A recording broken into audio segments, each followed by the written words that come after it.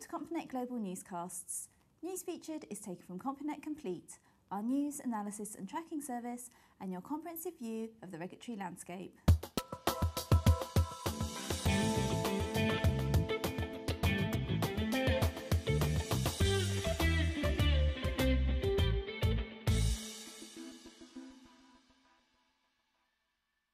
In the US, the Commodity Futures Trading Commission has charged an introducing broker and commodity trading advisor and two of the firm's associated persons over the destruction of business records and the failure to diligently supervise employees. A CFTC complaint filed in Chicago Federal Court last Thursday charged the firm New World Holdings LLC with the primary violations. The CFTC charged New World's principal, Stephen David Erdman, and its branch manager, Grace Elizabeth Reisinger, with aiding and abetting the firm's failure to keep proper business records, and also charged Erdman with failing to diligently supervise employees. In the UK, the FSA has issued a full prohibition on David Jones, the former finance director of Northern Rock plc, and fined him £320,000 for misreporting mortgage arrears figures. The prohibition and banning of Jones is in addition to the ban and fine of £504,000 imposed on David Baker, the former Deputy Chief Executive of Northern Rock, and the ban and fine of £140,000 imposed on Richard Barclay, Northern Rock's former Managing Credit Director.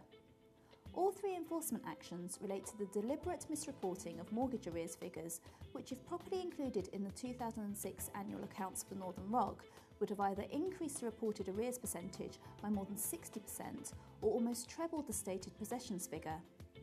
CompuNet's Regulatory Affairs editor Susanna Hammond takes a look at the FSA's deterrence approach.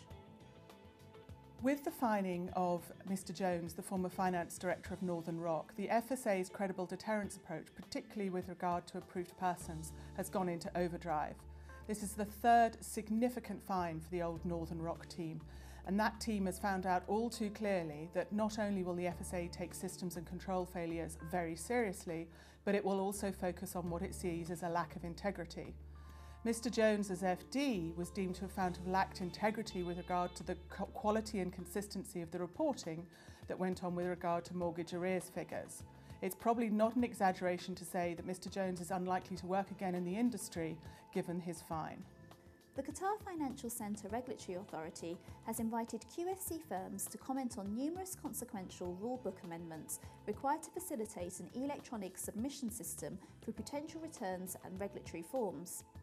The consultation paper describes several technical amendments to the submission requirements for authorised firms and persons.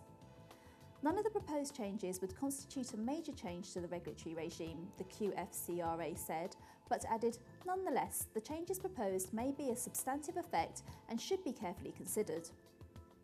And finally, the Asia Pacific Group on Money Laundering this year plans to study examples of money laundering in connection with large-scale transnational fraud, as well as terrorist financing linked to abuse of non-profit organisations, the group said in its recent annual Typologies report.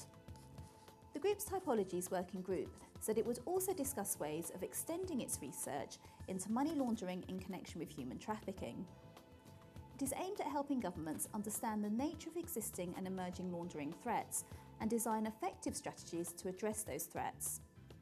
The group said it is hoped that the case studies and red flag indicators included in this report will assist the frontline financial institutions and non-financial businesses and professions which are involved in implementing preventative measures such as customer due diligence and suspicious transaction monitoring.